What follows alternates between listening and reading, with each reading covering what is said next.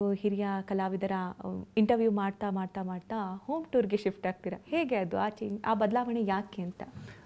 Home tour ನಮ್ಮ ಸಂದರ್ಶನಗಳ ಇನ್ನೊಂದು ಬೇರೆ ವಿಭಾಗ ಅಂತ ನನಗೆ ಅನಿಸೋದೇ ಇಲ್ಲ.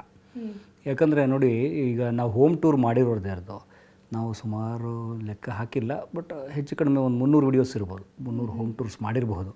ನಮ್ಮ ಒಟ್ಟು 6000 ಪ್ಲಸ್ ಸಂಚಿಕೆ ಒಂದು 300 ಹೋಮ್ ಟೂರ್ ಇರ್ಬೋದು. ಅವೆಲ್ಲವೂ ಯಾರ್ದು ಅಂತಂದರೆ ಬಹುತೇಕ ನಾವು ಸಂದರ್ಶನ ಮಾಡಲಿಕ್ಕೆ ಯಾರ ಮನೆಗಳಿಗೆ ಹೋದ್ವಿ ಅವ್ರದ್ದೇ. ಈಗ ಉದಾಹರಣೆಗೆ ಮೊದಲು ನಾವು ಮಾಡಿದ ಹೋಮ್ ಟೂರು ನಿರ್ಮಾಪಕ ಕೆ ಮಂಜು ಅವ್ರದ್ದು, ನಮ್ಮ ರಾಜ ಹುಲಿ ಅದೆಲ್ಲ ಮಾಡಿದಲ್ಲ ಕೆ ಮಂಜು. ಅದು ನಾವೇನು ಪ್ಲ್ಯಾನ್ ಮಾಡಿದ್ದಲ್ಲ, ಅದು ಕೂಡ ಇಟ್ ಹ್ಯಾಪನ್ ಬೈ ಚಾನ್ಸ್. ನಾವು ಅವ್ರ ಮನೆಗೆ ಹೋದ್ವಿ, ಜಯನಗರದ ಮನೆಗೆ. ಅವ್ರು ಇಂಟರ್ವ್ಯೂ ಕೊಟ್ಟರು, ಮಾತಾಡಿದರು.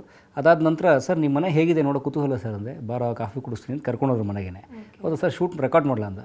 ಮಾಡ್ಕೋ, ಕೆಲವು ಮಾತ್ರ ಮಾಡಬೇಡ ಆದರು. ಆಯ್ತು ಸರ್, ಓಕೆ ಅಂದೆ. ಮಾಡಿದ್ವಿ. ಬರೀ 6 ನಿಮಿಷದ ಸಂಚಿಕೆ. ಕೆ ಮಂಜು ಅವ್ರ ಇಂಟರ್ವ್ಯೂ ಏನಾಯಿತು, ಅದು ಉದಾಹರಣೆಗೆ ಅದು 10 ಜನ ನೋಡಿದ್ರೆ ಈ ಹೋಮ್ ಟೂರ್ನ 20 ಜನ ನೋಡಿದರು ನಂಬರ್ಸಲ್ಲಿ. ಸ್ವಲ್ಪ ಜಾಸ್ತಿ ಜನ ನೋಡಿದರು. ನನಗೆ ಅವಾಗ ಅನ್ನಿಸ್ತು, ಓಕೆ ಈ ಥರ ಕೆಲವು ಸೆಲೆಬ್ರಿಟಿಗಳ ಮನೆ ಹೇಗಿರುತ್ತೆ ಅನ್ನೋ ಕುತೂಹಲ ಕೂಡ ಇರುತ್ತೆ. ಅವ್ರ ಬದುಕು ಹೇಗಿದೆ ಅನ್ನೋದ್ರ ಜೊತೆಗೆ ಅವ್ರ ಮನೆಗಳು ಹೇಗಿದ್ದಾವೆ ಅಂತ ನೋಡೋ ಕುತೂಹಲ ಇರುತ್ತೆ. ಅದೊಂದು ಸಹಜ. ಅದು ಈ ಉದಾಹರಣೆಗೆ ಬಿಗ್ ಬಾಸ್ ಯಾಕೆ ಹೆಚ್ಚು ಪಾಪ್ಯುಲರ್ ನಮ್ಮಲ್ಲಿ, ಒಂದು ಮನೆ ಒಳಗಡೆ ಅವರೆಲ್ಲ ಏನು ಮಾಡ್ತಾಯಿದ್ದಾರೆ ಅನ್ನೋ ಒಂದು ಕುತೂಹಲ. ಹಾಗಾಗಿ ಈ ಮನೆ ಅವ್ರವ್ರ ಮನೆಗಳೆಲ್ಲ ಅವ್ರ ಮನೆಗಳು ಹೇಗಿದ್ದಾವೆ, ಅವ್ರು ಹೇಗೆ ಬದುಕ್ತಿದ್ದಾರೆ. ಈಗ ನಾವು ಮೆಚ್ಚುವ, ನಾವು ಆರಾಧಿಸುವ ಕೆಲವು ಕಲಾವಿದರು ಬೇರೆ ಬೇರೆ ವಿಭಾಗದ ಬೇರೆ ಬೇರೆ ಕ್ಷೇತ್ರದವರು ಮನೆಗಳು ಹೇಗಿದ್ದಾವೆ ನೋಡೋ ಕುತೂಹಲ ಜನಕ್ಕಿರುತ್ತೆ ಅಂತ ನಮ್ಗೆ ಅರ್ಥ ಆಗ್ತಾ ಹೋಯಿತು.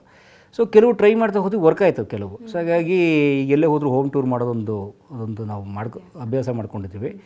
ಅದಾದ ನಂತರ ಕೂಡ ಕೆಲವು ಎಕ್ಸ್ಕ್ಲೂಸಿವ್ ಹೋಮ್ ಟೂರ್ಸ್ ಮಾಡಿದ್ವಿ ನಾವು. ಎಕ್ಸ್ಕ್ಲೂಸಿವ್ ಉದಾಹರಣೆಗೆ ನಮ್ಮ ಏನೆಲ್ಲ ಪ್ರೋಸೆಸ್ ಅಂದರೆ, ನೀವು ರಿಸರ್ಚ್ ಮಾಡಿ ಆ ಥರನ, ಅಥವಾ ಯಾರಾದರೂ ಹೀಗೆ ಹೇಳಿದ್ರೆ ಹೋಗೋದಾ?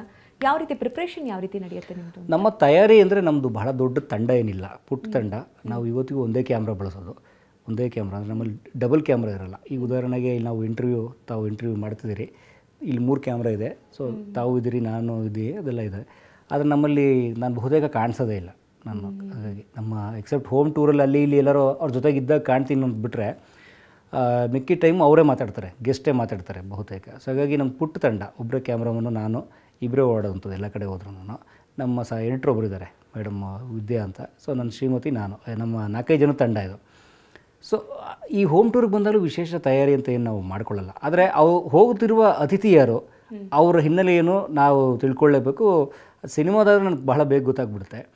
ಬೇರೆ ಕ್ಷೇತ್ರದಾದರೆ ಈಗ ಮೊನ್ನೆ ಒಬ್ಬರು ವಿಜ್ಞಾನಿಗಳನ್ನು ಮಾತಾಡಿಸಿದ್ವಿ. ಸೊ ಅವ್ರ ಬಗ್ಗೆ ನಾವು ತಿಳ್ಕೊಬೇಕು. ಅವ್ರು ಇಸ್ರೋದಲ್ಲಿ ಕೆಲಸ ಮಾಡಿದಂಥವ್ರು. ಸೊ ಹಾಗಾಗಿ ಅವ್ರು ಸುಮ್ಮನೆ ಬ್ಲೈಂಡಾಗಿ ಹೋಗೋಕ್ಕಾಗಲ್ಲ.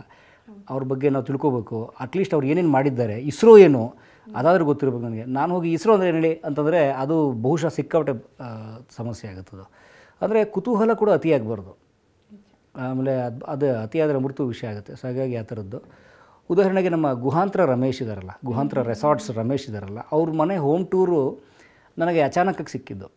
ನನ್ನ ಗೆಳೆಯರು ಮೈಸೂರಲ್ಲಿ ಪ್ರಭಾಕರ್ ಅಂತಿದ್ದಾರೆ. ಅವರು ಒಂದಿನ ಗುಹಾಂತರ ರೆಸಾರ್ಟ್ಸ್ ಓನರ್ದು ಇಂಟರ್ವ್ಯೂ ಮಾಡ್ತೀರಲ್ಲ, ಗುಹಾಂತರ ರಮೇಶ್ ಅವರು ಒಂದು ಒಳ್ಳೆ ಮನೆ ಕಟ್ಟಿದ್ದಾರೆ, ಅದು ಒಂಥರ ಗುಹೆಲಿದ್ದಂಗೆ ಇದೆ, ಹೋಮ್ ಟೂರ್ ಮಾಡ್ತೀಯಾ ಅಂತ ಕೇಳಿದ್ರು ಅವರು. ನನ್ನ ಸ್ನೇಹಿತರು, ನನ್ನ ಹಿರಿಯರು.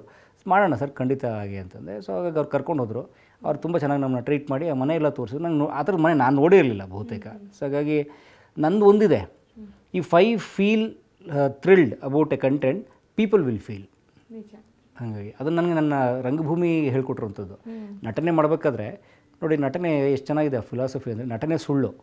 ಯಾಕಂದರೆ ನಾನು ಅಭಿನಯಿಸ್ತಿರ್ಬೇಕಾದ್ರೆ ನಾನು ವಕೀಲ ಅಲ್ಲ, ನಾನು ಪೊಲೀಸ್ ಅಲ್ಲ, ನನ್ನ ಅಪ್ಪ ಅಲ್ಲ, ಅಣ್ಣ ಅಲ್ಲ, ಯಾರೋ ಎದುರುಗಡೆ ಇರೋರು ಗಂಡ ಅಲ್ಲ, ಯಾರೋ ಎದುರುಗಡೆ ಇರೋಂಥ ಮಗ ಅಲ್ಲ. ಆದರೆ ಅದನ್ನು ನಾವು ಮಾಡ್ತಿರ್ತೀವಿ ಸತ್ಯ ನನಗೆ. ಅಂದರೆ ನಟನೆ ಸುಳ್ಳು, ಆದರೆ ಆ ಸುಳ್ಳನ್ನು ನಿಜ ಮಾಡೋದು ನಿಮ್ಮ ನಂಬಿಕೆ. ನಾನು ನಿಜಕ್ಕೂ ಆ ಕ್ಷಣದಲ್ಲಿ ನಾನು ಒಬ್ಬ ಅಡ್ವೊಕೇಟ್, ನಾನು ಆ ಕ್ಷಣದಲ್ಲಿ ಒಬ್ಬ ಪೊಲೀಸ್, ನಾನು ಆ ಕ್ಷಣದಲ್ಲಿ ಒಬ್ಬ ಮಗ, ನಾನು ಆ ಕ್ಷಣದಲ್ಲಿ ಒಬ್ಬ ಅಪ್ಪ, ನಾನು ಆ ಕ್ಷಣದಲ್ಲಿ ಒಬ್ಬ ಕೊಲೆಗಾರ ಅನ್ನೋದನ್ನು ಫೀಲ್ ನೀನು ನಂಬಿದರೆ, ನೀನು 100% ನಂಬಿದರೆ ಜನನೂ ಅಷ್ಟೇ ನಂಬ್ತಾರೆ. ನೀನು ಬರೀ 5% ನಂಬಿದರೆ ಅವ್ರು ಅಡ್ಡೆ 5%, ಅವಾಗ ಪೇಲು ಹೋಗಿ ಕಾಣುತ್ತದೆ. ಇದನ್ನು ನಾನು ನಂಬ್ತೀನಿ. ಇವನ್ ಯೂಟ್ಯೂಬಲ್ಲಿ ಆ ನನ್ನ ರಂಗಭೂಮಿಯ ಮೂಲಭೂತ ಅಂಶಗಳು. ಒಬ್ಬರು ಹೋಮ್ ಟೂರ್ಗೆ ಹೋಗಿ ಅದನ್ನು ನೋಡಿ ನನಗೆ ನಿಜಕ್ಕೂ ಸಂತೋಷ, ಬೆರಗು, ಆಶ್ಚರ್ಯ, ಕುತೂಹಲ ಎಲ್ಲವೂ ಉಂಟಾದರೆ ಅದು ಪ್ರೇಕ್ಷಕರಿಗಾಗುತ್ತೆ. ನಾನು ನೋಡಿ ಏನು ಮನೆ ಕಟ್ಬಿಟ್ಟಿದ್ದೀರಾ, ಏನು ಮಹಾ ಇದೆ ಇದರಲ್ಲಿ ಅಂದ್ಬಿಟ್ರೆ ಹಾಗಾಗಲ್ಲ ಅದು. ಸೊ ಆ ಥರದ್ದು. ಹಾಗಾಗಿ ಅದು ತುಂಬ ಚೆನ್ನಾಗಿದೆ ಸೀರಿಯಸ್ಲಿ ಮನೆ. ಸೊ ನಾವು ಕನೆಕ್ಟ್ ಆದ್ವಿ, ಭಾಳ ಚೆನ್ನಾಗಿ ಹೋಯ್ತು ನಮ್ಮಲ್ಲಿ. ಅವರು ತುಂಬ ಸಂತೋಷಪಟ್ಟರು. ಸೊ ಆ ಥರ ಕೆಲವು ಎಕ್ಸ್ಕ್ಲೂಸಿವ್ ಹೋಮ್ ಟೂರ್ಸ್ ಮಾಡಿದ್ದಿದೆ ನಾವು. ಅಂದ್ರೆ ಹೋಮ್ ಟೂರನ್ನು ನೋಡಬೇಕಾದ್ರೆ ಒಂದು ಕುತೂಹಲಕ್ಕೋ ಆಸಕ್ತಿಗೆ ನೋಡೋರು ಒಂದಷ್ಟು ಜನ ಇದ್ರೆ, ಇನ್ನು ಕೆಲವರು ಮನೆ ಕಟ್ಟೋರು ಇರ್ತಾರೆ, ನಾನು ಇಂಥದ್ದನ್ನು ಬಳಸ್ಕೊಳ್ಬೋದಲ್ಲ, ನಾನು ಈ ರೀತಿ ಕಟ್ಬೋದಲ್ಲ ಅನ್ನೋದಕ್ಕೋಸ್ಕರನೂ ನೋಡುವಂಥ ಸಾಕಷ್ಟು ಜನ ಇದ್ದಾರೆ. ಮತ್ತು ನನಗೆ ಅಂಥ ಕರೆಗಳು ತುಂಬ ಬಂದಿದ್ದಾವೆ. ಗುಹಾಂತರ ರಮೇಶ್ ಅವ್ರ ಮನೆ ನೋಡಿ ಉದಾಹರಣೆಗೆ, ದಯವಿಟ್ಟು ಅವ್ರ ಕಾಂಟ್ಯಾಕ್ಟ್ ಕೊಡಿ ಅಥವಾ ಅವ್ರ ಆರ್ಕಿಟೆಕ್ಟ್ ನಂಬರ್ ಅವ್ರು ಕೊಡಿ, I want to build a same house ಅಂತ ಕೇಳಿದವರು ಇದ್ದಾರೆ, ಆ ಥರದವ್ರು ಇದ್ದಾರೆ. ಆಮೇಲೆ ಇಲ್ಲಿ ಸಹಕಾರ ನಗರದಲ್ಲಿ ಶಾರನ್ ಅಂತ ಒಬ್ಬರು ಆರ್ಟಿಸ್ಟ್ ಇದ್ದಾರೆ, ಅವರು ಪೇಂಟಿಂಗ್ ಫೈನ್ ಆರ್ಟ್ಸ್ ಆರ್ಟಿಸ್ಟ್ ಅವರೊಂದು ಮನೆ ಕಟ್ಟಿದ್ದಾರೆ ಆರ್ಟಿಸ್ಟಿಕ್ಕಾಗಿ, ಇಡೀ ಮನೆ ಆರ್ಟಿಸ್ಟಿಕ್ ಆಗಿದೆ, ಭಾಳ ಚೆನ್ನಾಗಿದೆ. ಅವ್ರ ಮಡ್ ಹೌಸು, ಬಟ್ ಇಡೀ ಮನೆ ಬೇರೆ ಥರ ಇದೆ, ಈ ರೆಗ್ಯುಲರ್ ಪ್ಯಾಟರ್ನ್ ಬಿಟ್ಟು ಬೇರೆ ಥರ ಕಟ್ಟಿದ್ದಾರೆ. ಅದನ್ನು ನೋಡೋದಕ್ಕೆ ಭಾಳ ಜನ ಕೇಳಿದರು. ಸೊ ಈ ಥರ ಕೇಳ್ತಿರ್ತಾರೆ, ಸೊ ಬೇರೆ ಥರ ಕಟ್ಟಬೇಕು ಅಂತ. ಸೊ ಅದು ಕೂಡ ಯೂಸ್ ಆಗ್ತಿದೆ ಜನಕ್ಕೆ. ಸೊ ಹಾಗಾಗಿ ಸೊ ದಿಸ್ ಗೋಸ್ ಆನ್. ಹಾಗಾಗಿ ಈಗ ನೋಡಿ, ಮುಖ್ಯಮಂತ್ರಿ ಚಂದ್ರು ಅವ್ರ ಮನೆ ನಮ್ಮಲ್ಲಿ ಕಲಾಮಾಧ್ಯಮದಲ್ಲಿ ಒಂದು 60 ಸಂಚಿಕೆ ಇದೆ ಮುಖ್ಯಮಂತ್ರಿ ಚಂದ್ರು ಅವರ ಸಂದರ್ಶನ. ಅವ್ರು ನಮಗೊಂದು 15 ದಿವಸ ಸಮಯ ಕೊಟ್ಟಿದ್ದರು. ಒಂದು ಹೋಮ್ ಟೂರ್ ಮಾಡಿದ್ವಿ ನಾವು. ಅದು ಎಷ್ಟು ಚೆನ್ನಾಗಿತ್ತು ಅಂದರೆ, ಹೋಮ್ ಟೂರು ಒಂದು ಎಪಿಸೋಡ್ ಚೆನ್ನಾಗಿ ಹೋಯಿತು. ಅದಾದಮೇಲೆ ಒಂದು ಇಂಟರ್ವ್ಯೂ ಮಾಡ್ತಿದ್ವಿ ಕೂತ್ಕೊಂಡು. ಮೊದಲು ಒಂದು ಹೋಮ್ ಟೂರ್ ಮಾಡಿಬಿಟ್ವಿ ಅವ್ರದ್ದು, ಅದು ಹಾಕಿದ್ವಿ. ಅದು ತೊಟ್ಟಿ ಮನೆ, ಬೆಂಗಳೂರಲ್ಲಿ ಒಂದು ತೊಟ್ಟಿ ಮನೆ ವಿಶೇಷ ನೋಡಿದ್ರು ಜನ. ಅದಾದಮೇಲೆ ಇನ್ನೊಂದು ದಿವಸ ಹೋಗಿ ಅವ್ರ ಇಂಟರ್ವ್ಯೂ, ಅವರ ಎಕ್ಸ್ಪೀರಿಯನ್ಸಸ್ ರೆಕಾರ್ಡ್ ಮಾಡಬೇಕಾದ್ರೆ ಮಳೆ ಬಂದ್ಬಿಟ್ಟು ಜೋರಾಗೆ. ಅವ್ರೇನು ಹೇಳಿದರು, ಈ ನಾವು ಹೋಮ್ ಟೂರ್ ಮಾಡಬೇಕಾದಾಗ ಮಳೆ ಇರಲಿಲ್ಲ, ಇಲ್ಲಿ ಏನು ಸರ್ ತೊಟ್ಟಿ ಮನೆ ಮಾಡಿದ್ದೀರ ಅಂದರೆ, ಅದು ಒಂದು ಕಾನ್ಸೆಪ್ಟ್ ಇತ್ತು, ನಾವೆಲ್ಲ ಹಳ್ಳಿ ಹುಡುಗರಲ್ಲ, ಒಂದು ಈ ಥರ ಇರಬೇಕು ಅಂತ. ಇಲ್ಲಿ ಮಳೆ ಬಂದರೆ ಚೆನ್ನಾಗಿ ಕಾಣುತ್ತೆ ಕಣ್ರಿ ಅಂತ ಹೇಳಿದ್ರು ಅಷ್ಟೇ ಅವರು. ಅವಾಗ ತುಂಬ ಜನ ಆಡಿಯನ್ಸು, ಸರ್ ಮಳೆ ಬಂದಾಗ ತೋರಿಸಿ ಹಾಗೆ ಹೀಗೆ ಅಂತ ಅಂದರು. ಇಂಟರ್ವ್ಯೂ ಕೂತ್ಕೊಂಡು ಮಾತಾಡ್ತಿದ್ವಿ, ಮಳೆ ಬಂದುಬಿಡ್ತಾವತ್ತು ಒಂದಿನ ಜೋರಾಗೆ. ಅವಾಗ ನಾನು ಚಂದ್ರವ್ರಿಗೆ, ಸರ್ ಮಳೆ ಬರ್ತಿತ್ತು, ಒಂದು 5 ನಿಮಿಷ ನಂಗೆ ಟೈಮ್ ಕೊಡ್ತೀರಾ ನಿಮ್ಮ ಮನೆ ರೆಕಾರ್ಡ್ ಮಾಡು ಆರಾಮ್ ಮಾಡಿದ್ರು. ಸೊ ಅವ್ರನ್ನ ಪಕ್ಕಕ್ಕೆ ಕೂರಿಸಿ ನಾವು ಮತ್ತೆ ಅದನ್ನು ಶೂಟ್ ಮಾಡಿದ್ವಿ. ಮಳೆ ಬರ್ತಿರೋದು ಹೇಗೆ, ಆ ತೊಟ್ಟಿ ಮನೆಯಲ್ಲಿ ಅವ್ರು ಹೇಳಿದ್ರಲ್ಲ ಹೇಗೆ ಬೀಳುತ್ತೆ ನೀರು, ಅದರಿಂದ ಆಚೆ ಹೋಗುತ್ತೆ, ಮಳೆ ಬಿದ್ದಾಗ ಮನೆ ವಾತಾವರಣ ಏನಾಗುತ್ತೆ, ಮನೆ ಒಳಗಡೆ ಇಮ್ಯಾಜಿನ್ ಮಾಡಿ, ಸ್ಟುಡಿಯೋ ಒಳಗಡೆ ನೀವು ಸುತ್ತ ನೀರಿದ್ರೆ. ಸೊ ಆ ಥರದ್ದು ನಾವು ಮತ್ತೆ ರೆಕಾರ್ಡ್ ಮಾಡಿ ಒಂಥರ ಹೋಮ್ ಟೂರ್ 2 ಥರ ಹಾಕಿ, ಅದು ಚೆನ್ನಾಗಿ ಹೋಯ್ತು ನಮ್ಮಲ್ಲಿ. ಎಷ್ಟು ಚೆನ್ನಾಗಿ ಕಾಣ್ತಾ ಇದೆ, ಹೌದು ಅದನ್ನು ನೋಡಿದ್ರೆ ಕನೆಕ್ಟ್ ಆದರು. ಅಂದರೆ ನೋಡಿ, ಅದು ಇರೋವಂಥದ್ದು. ಅಂದರೆ ಬದುಕನ್ನು ನೋಡುವ ಬೇರೆ ಕ್ರಮಗಳು. ತುಂಬ ಜನ ಅಂತಾರೆ, ಇವನು ಕಮೆಂಟ್ ಹಾಕ್ತಾರೆ ಕೆಲವರು, ಅಂಥ ಟೀಕೆಗಳನ್ನ ಏನು ಗಮನಿಸಲ್ಲ. ಅಂದರೆ non constructive criticism which I don't care.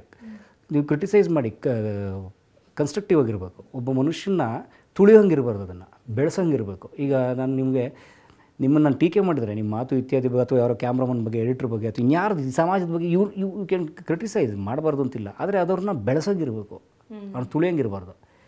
So ಆ ಥರದ್ದು.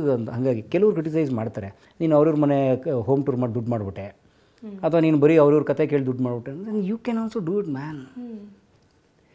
ನೀನು ಯಾಕೆ ಮಾಡ್ತಿಲ್ಲ, ಏನು ಮಹಾ ಮಾಡಿಬಿಡ್ತೀಯ ನೀನು, ಯಾಕೆ ಅದೇ ನಿಮ್ಗೆ ಯಾಕೆ ಸಾಧ್ಯ ಆಗ್ತಿಲ್ಲ ಅಲ್ವಾ? ಆಯಿತು, ಅವ್ರ ಕಮೆಂಟ್ ಏನು ಮಹಾ ಕೆಲಸ ಮಾಡಿಬಿಡ್ತೀವಿ, ಹೋಗಿ ಅವ್ರ ಕತೆ ಕೇಳ್ತೀವಿ. Why are not doing it.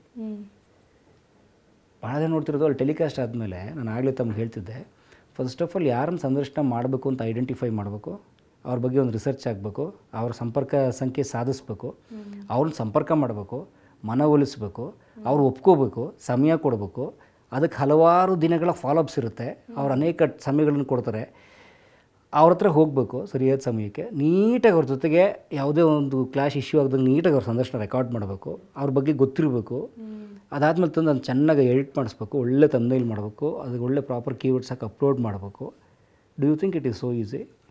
ಆ ಪ್ರೊಸೆಸ್ ಹೇಗಿದೆ ನೋಡಿ. ಈ ಪ್ರಾಸೆಸ್ ಇದಿಷ್ಟು ನಾನು ಯೋಚನೆ ಮಾಡಲ್ಲ, ನಿಮ್ಗೆ ಗೊತ್ತಾಗಲಿ ಅಂತ ಅಷ್ಟೇ ಹೇಳಿದೆ. ಆದರೆ ಭಾಳ ಜನ ಅದನ್ನು ಕ್ರಿಟಿಸೈಸ್ ಮಾಡ್ತಾರೆ ಹಾಗೆ ಹೀಗೆ ಅಂತ, ಹಾಗಾಗಿ ಅವ್ರಿಗೆ ಅರ್ಥ ಆಗಲ್ಲ. ಎನಿವೆ ಆ ಥರ ಒಂದು ರಿಸರ್ಚ್ ಇರುತ್ತೆ ಪ್ರತಿಯೊಂದು ಹಿಂದೆ ಅಂತ ಹೇಳಕ್ಕೆ ನಾನು